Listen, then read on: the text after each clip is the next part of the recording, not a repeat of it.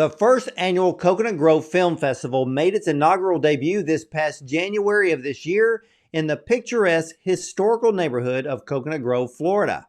The festival was launched by the Voices Beyond Borders Art Foundation and conceptualized by our guest today, Latin filmmaker and Coconut Grove native Felipe Torres Urso, whose credits include Frost Nixon, Genius, Angels and Demons, and Inferno, and has set a new standard in celebrating diverse storytelling and empowering filmmakers.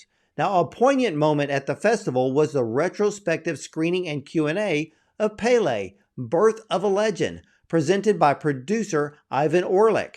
And this event paid homage to Pele's legacy, especially a year after his passing, and highlighted the festival's dedication to honoring cinematic legends. So let's welcome our guest today, filmmaker and one of the co-founders of the Coconut Grove Film Festival, Felipe Torres Urso, to the show. Welcome, Felipe. Hi, Ward. Nice to meet you. Hey, it's great to meet you. And I've got to ask, how did the idea come up about creating a new film festival with a focus on Latin American cinema? Well, as you might know, a lot of people during the pandemic or after 2020, a lot of people have left Los Angeles, New York, to states like Texas, where you're at, and Florida. And after 15 years in LA, I came back to Miami, where I went to high school in Florida. My family's had a place here in Coconut Grove my whole life, and while it's wonderful being here, Florida has such a, it's like you're by the water. It's so green.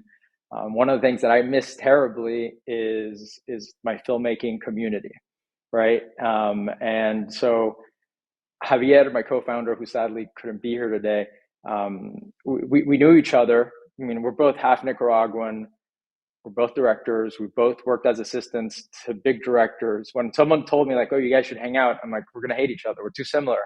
But we really got close, and we're working together on a lot of things now.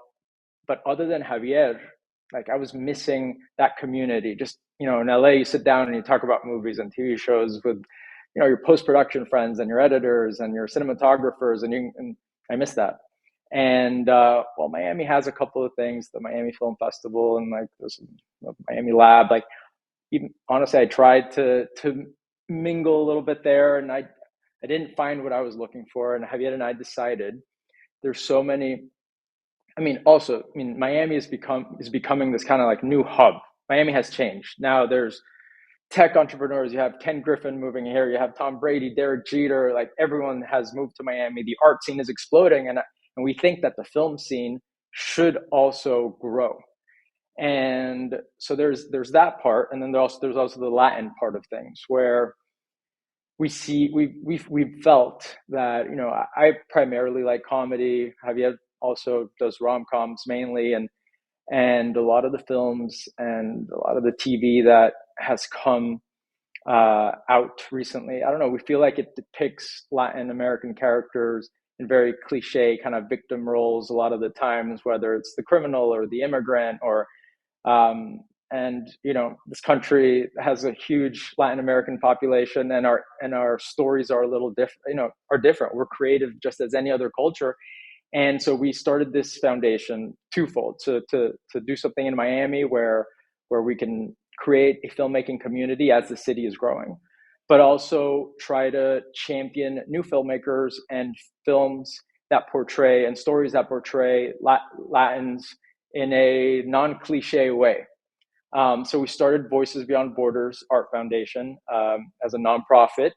We did it, honestly, we started the foundation less than 6 months ago, and we started talking to people about different ideas that we had for the foundation, labs, little film contests. As soon as we would say, "Oh, and we also, later next year, we're gonna do a film festival," we thought, we both live in Coconut Grove. We grew up going to this movie theater in Coco Walk. Like, I spent the 90s in those hallways going from movie to movie to movie to movie. And Coconut Grove has everything, has hotels, has restaurants. It's like a little it's like a little bubble that if you get the people there, like they don't even have to get in a car. And every time we would talk about the festival, that's when people's eyes would, like they would bright up. I don't know what the phrase is, but yeah. No, no, no. I mean, And yeah, it's kind of like the yeah, light bulb and went on. the light bulb. And so it's like no one wanted to talk about the labs. Everyone was talking about the festival, festival, festival. And so we reached out to Sinopolis and like literally booked a date.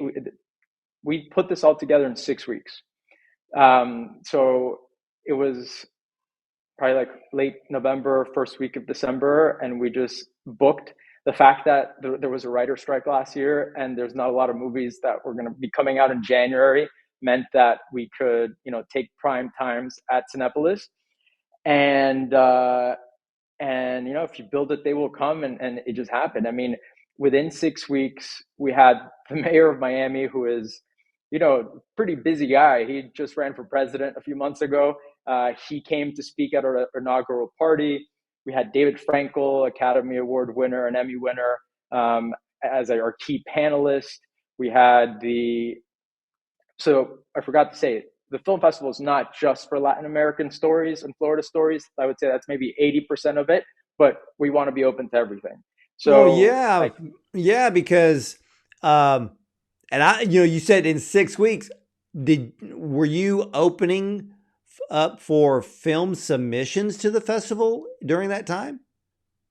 yeah, so it was two parts. One part we went straight with Film Freeway, and we put a lot of love into everything. So from the program to the art to, I interviewed every single filmmaker one on one. I wanted every filmmaker to have a very personalized experience.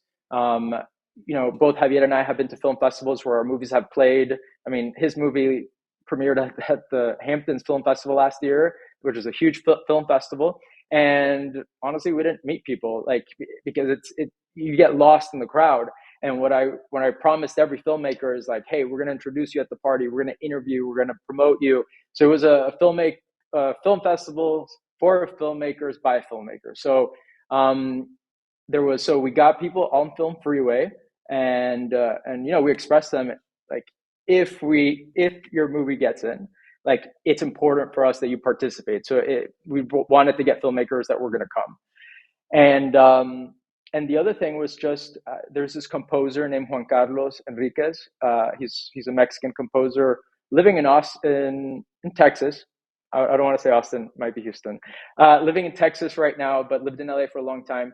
And he's like one of those rock star composers that is composing for every like up and coming Hispanic American filmmaker in LA. So through him, I met a lot of filmmakers, and we kind of like invited certain films. And then, yeah, when I was telling you about this Italian film, so we had the East Coast USA premiere of Brando De Sica, who's this great Italian filmmaker. His dad, Christian De Sica, is like the most famous actor in Italy, and his grandfather, Vittorio De Sica, was one of the most famous directors, Academy Award winning directors that came from Europe. So we had his East Coast USA premiere of his horror film, a love horror film called Mimi, the Prince of Darkness, which was awesome.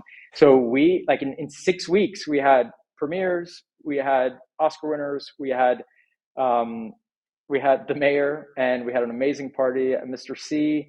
And yeah, we honestly, it was such a fun time. It was such a fun time. Man, that is amazing because I think from all the people that I've interviewed in film, it bugs me a little bit that I feel, and I'm going to ask how you feel about this. To me, the Latin American film community, even from actors to filmmakers, producers, it's being underserved and it's being overlooked by today's film industry. What are your Absolutely. thoughts? Absolutely. And look, I'll just be specific about like certain projects that both Javier and I have going on right now, right? So we have a couple of movies. He has a movie that he's directing that I'm producing. I have a TV show. And when we talk about Hispanic leads, especially male leads, for some reason, the list is so small. Like, it's like you get Diego Luna, Gael Garcia Bernal, like Javier Bardem, and then there's a huge drop. Yeah, you have I always forget his name, the new guy, Pascal, the Well, you bring Chileno up guy. something earlier. You said where, the Latin American community and the film community, they are heavily stereotyped in Hollywood. And I had talked to a Colombian filmmaker, Duvan Duque, and we kind of laughed about it because it could not have been overlooked. And then I said, "Well, what do people think when they find out you're from Colombia?" And he goes, "Oh, the first thing they think of is cartel and cocaine." Yeah, And that has to change. yeah, and it's just sad that people or the writers, the Hispanic writers, have a better shot if they tell these stories where the Hispanic characters are they're victim stories. So that's what our foundation is trying to break. At least here in Miami, at least with our projects, it's like our films, our TV shows don't have, you know, the, the space for those stories should exist, but not Mhm. every Hispanic story should be that. So our characters happen to be Latin, just like a white story, a black story, an Asian story, they just happen to be Latin. So I mean, our culture, like Latin America, even between country to country, we have such different cultures, and but what the other thing I think we're focusing on is Latin Americans, because we are American.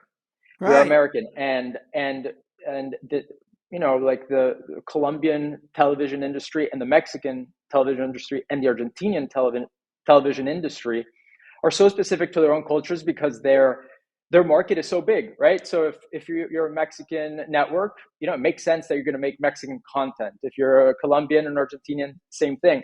But here in the US, we need to have that a kind of, in a way, like a more encompassing, more broad Latin story that relates to all of us.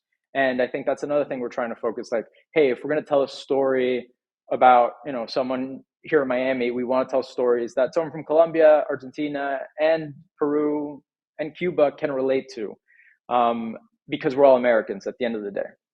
Exactly. And from me to you and the Latin community, I want to thank you for shining a bigger light on the contributions of the Latin community, uh, th- in which they bring to cinema, and the fact that you've created this film festival to highlight new upcoming filmmakers.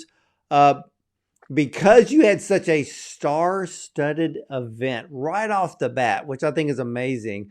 What was the response to this first Coconut Grove Film Festival? Honestly, I'm the type of guy who is super critical of myself on anything. So I'm always saying, oh, we could have done this better, we could have done this better. But honestly, this went way better than I could have ever imagined, because the filmmakers were happy. I think that was the most important thing. Like I remember this director, Michael Ruiz, who his film won best editing. And when I remember he was holding his framed prize, this beautiful framed poster we gave him.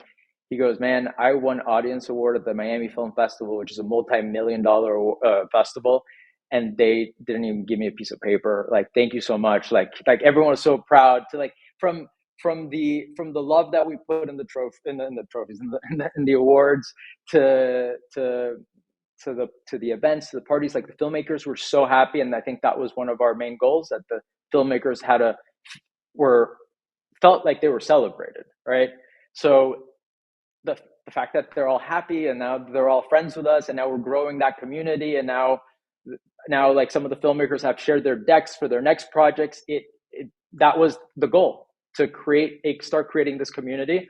And so in that sense, it went great. The and We didn't mean for this to happen, but it became it because the party at Mr. C, which is owned by Cipriani, they gave us. We did an exchange. By the way, our budget was like $8,000. Like, we had $2,000 here, $2,000 here, $1,000 here, Um, and Cipriani here in the Grove, Mr. C, they're like, okay, you guys get our downstairs bar, but obviously we make all the money. We're like, great, that's awesome. I think they probably made a ton of money that night because it was packed and people are ordering. Miami drinks are very expensive, and because it was at Mr. C, it was all very elegant. Everyone was dressed elegant, and then it became honestly a very elegant weekend. We never so from the art to the events to everything. So now it by itself, it I see now the personality of the film festival, which it's going to be this, January in Florida, like this, the winter in Florida are, when we're not all sweaty from the humidity, is probably like the only time we can look a little elegant. So it became like this. That's, I think, the DNA of the festival as well. So we joke around that we're in front of the marina right here. Then in the future, maybe if this thing grows to be like Cannes or Venice, maybe the celebrities will show up on their boats and come off the ramps into the theater. Well, see, Honestly, it's yeah. you did it right. And this is what I love. You required, this is what I love. You required the filmmakers that submitted a film to be there because you're showcasing their film, you're interviewing them, which goes a long way when it comes to promoting a film, promoting a filmmaker, getting the audience interested and involved. You put on a high class event. You got me thinking about attending next year because You this should. is what needs to happen. And, you know, believe it or not, Felipe, some of my favorite guests are Latin Americans, Hispanic Americans. They are just so much fun to be around and to talk to because they have stories and they look at things differently like you. And I'm in 100% agreement with you. The stereotypes have got to stop.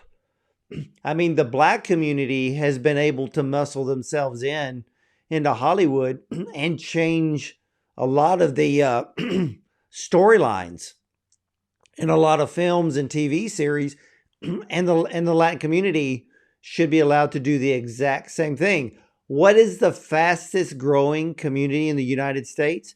It's Latin Americans, Hispanic Americans.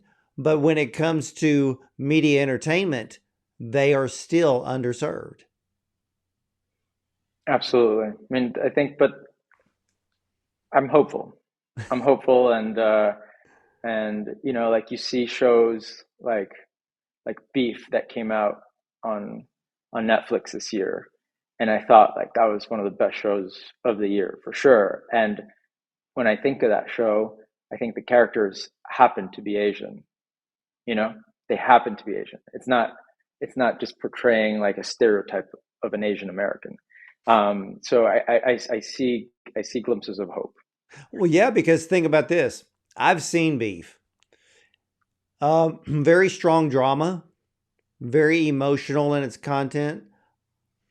But when you look at the characters, to me, I'm not focusing on the fact that they are Asian because Exactly. those parts could have been played by any nationality or culture. And the story would Exactly. have never changed because Exactly. for them being Asian didn't change or make the storyline. They were just the actors. Exactly. It's an American story. That's it. Exactly. An American story. Now, I also understand that you had a screening of Pele, Birth of a Legend at the festival. Why was this such a poignant moment? So the film festival is mainly a short film competition, right? That was the meat. But we wanted to have at least one or two feature special screenings that were out of competition every night. And one of them, I reached out to my friend Ivan because he kind of embodies exactly what I'm talking about. He's a Peruvian producer who, I met him when I can't. He must have been so young, like when he directed, because he's still so young. So I can't. I don't know. He's probably in his 20s when he made this movie. So I remember I met him in the elevator when I was still an assistant working at Imagine, and I met this guy, and he's a funny guy. He studied comedy at Second City in Chicago, so he's always trying out a joke, and made me laugh immediately. I'm like, hey, what are you doing here? He's like, oh, I'm producing Pele with Brian Grazer. And his entrepreneurial spirit, his story of like reaching out to Pele's people and convincing Pele to make this movie, which he's from Peru. Pele is Brazilian, but telling this story, which Pele's story is a complete triumph, right? It's such an inspirational film, and I talked to him. At first I was talking about maybe bringing one of his new movies, because uh, he has a few new movies, but especially one about Taiwan, a documentary that's doing pretty well. It played at a lot of film festivals last year. And he was the one who said, hey, Felipe, being that, it's kind of like a 1 year anniversary from Pele's death. And like, it is a lot, it's not, Brazil is part of South America. Like, why don't we do a retrospective on Pele? And I thought it was an amazing idea. And what was cool about that screening as well is how many children were in the audience, and it was a nighttime screening, um, because kids love that movie, and parents love showing that movie to their kids, because like kids leave that movie think like feeling like anything is possible. So parents and friends of Yvonne and friends of my friends like all brought their kids, like the whole front of the theater was all children, and it was really inspiring. Um, I'm not even try to say the word because I'm gonna butcher it, but basically Pele's style of soccer came from a kind of like old school martial art that that that started in Brazil, something like Ginga. But and my friend's kids the next day, he texted me, he's like, dude, my kids destroyed the house because they're practicing Ginga all over the house, doing like karate kicks in the air. So yeah, that was pretty cool. Wow. Now let me on for the Coconut Grove Film Festival. Are you and Xavier working to create this as a possible, maybe Oscar qualified film festival? Absolutely. I mean, we understand that our date is right before Sundance, but I think we want to embrace it because a lot of people wait, to see if they get into Sundance as kind of, that's the creme of the creme. But we're embracing that, and we're going to see that. Hey, we're the sunshine before you go to the snow, and we did the last one with like $8,000, and right now half of our week when we're not trying to get our next movies and shows produced, we're looking for our sponsors. We were hitting everyone up, because we want that big sponsor that's going to help us, kind of like Audi, help, sponsors the Hamptons, or American Express sponsors Tribeca. I know that we have a lot to prove in order to get one of those big sponsors, but we're trying. We're trying hard because we want it to be an every year thing, and we want it to someday maybe grow to be the size of Tribeca.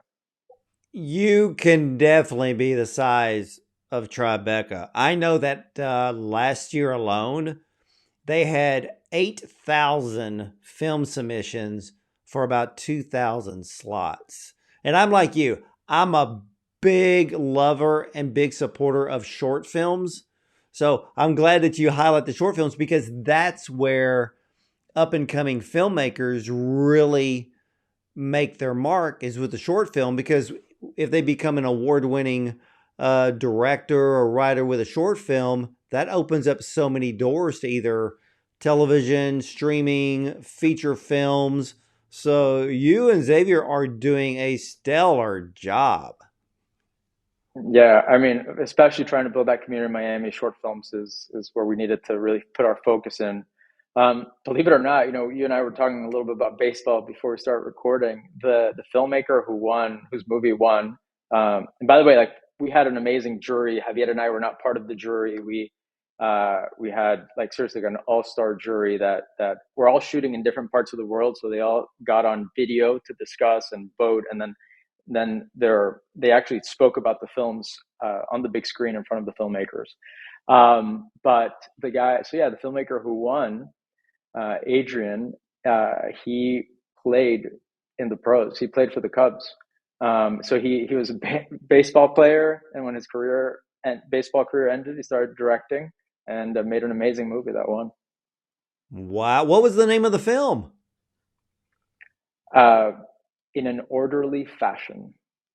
I'm gonna have to check that one out Yeah, because I love yeah, watching all of these films from up and coming filmmakers because you know you know this and I know this that a lot of these young filmmakers are putting out things that rival things coming out of Hollywood. So there's a ton of talent out there.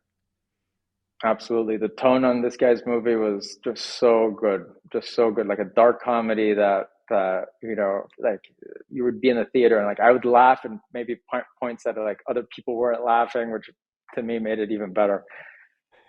That's awesome. I mean, what do you hope to what is the overall hope and what you want to accomplish with the Coconut Grove Film Festival? I think the first goal of Voices Beyond Borders, which was creating more of film community, that's goal number one, and I think it's already happening even after this first festival. So that's number one.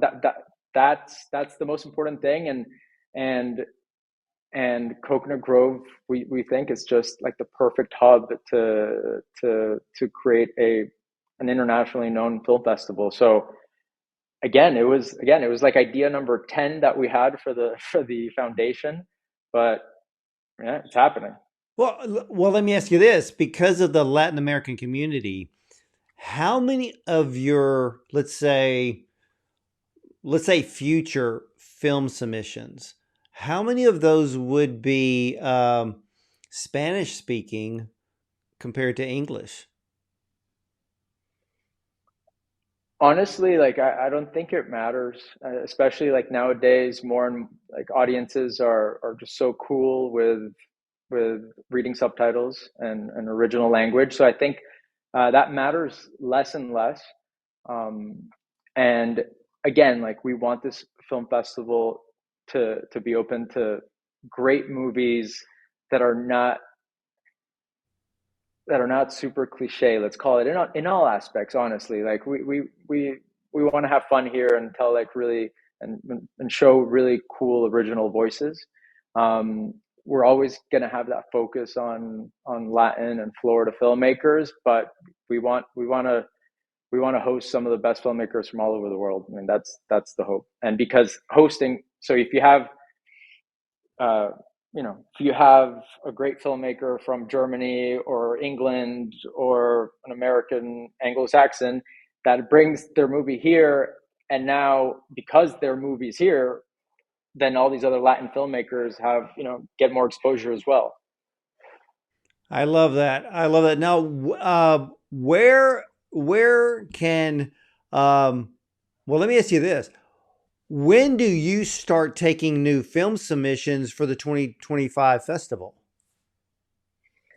We're going to open probably in a month or two. I'm not sure when this interview is going out, but if we're in March, yeah, I would say probably around May.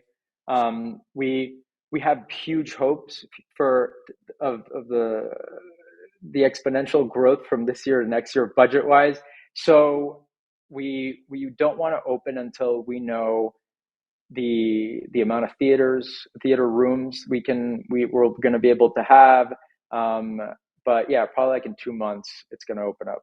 Yeah, because I know that submissions from the other major film festivals, they usually start taking submissions 6 months in advance. So yeah, you're right on time when it comes for the January 2025 Yeah. festival. Where can everyone go and learn more about the Coconut Grove Film Festival, and if they have a film that they would like to submit, uh, where would they do that? So the easy answer is Instagram, right? So Coconut Grove FF, as in film festival, at Coconut Grove FF. I think that that probably portrays what we are the most. We have a website which is voicesbeyondborders.org, but I think following the Instagram would be the most helpful tool. Yeah, and I already follow you on Instagram. And man, I want to thank you, Felipe, so much for coming on and sharing the news and the vision for the Coconut Grove Film Festival. And man, much future success to you, as well as the incredible, and I mean this sincerely and genuinely, the Latin American cinema community. Man, there's just so much there that can just blossom and explode onto the scene. And I can't wait for what everyone is going to be creating for cinema. Awesome, Orber. Thank you for giving us the spotlight to talk about what we're trying to do here. We really appreciate it, and yeah, I hope to stay in touch. Hey, absolutely. And I would love for you to come back prior to the next film festival in January 2025. And ladies and gentlemen, keep your eye out on the Coconut Grove, especially if you're a filmmaker. Hey, the Coconut Grove Film Festival in Coconut Grove, Florida, January 2025. Should be a week before Sundance. So just like Felipe said, go enjoy the sun before you enjoy the snow, which, man, you can't beat that combination. But I think myself, I'm already excited. I think I'm going to have to make plans for the Coconut Grove Film Festival myself to check out the amazing films that are going to be arriving there for 2025. And ladies and gentlemen, hey, you can catch all of the replays of our interviews with top film directors, producers, and screenwriters, as well as actors and more on our website at bondoncinema.com. But we also are available on YouTube and a dozen audio platforms as well. I want to thank you for watching and listening. As for me, I'll either see you at the movies or I'll see you from the red carpet.